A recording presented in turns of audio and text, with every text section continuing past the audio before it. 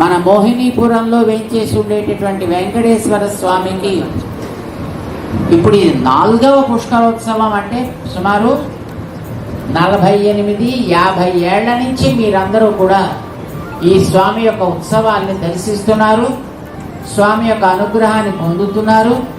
ప్రతిరోజు మీరు ఇక్కడ స్వామిని సేవించుకునే అదృష్టాన్ని కూడా నోచుకోవడానికి మీకు అందరికీ అవకాశం ఉంది.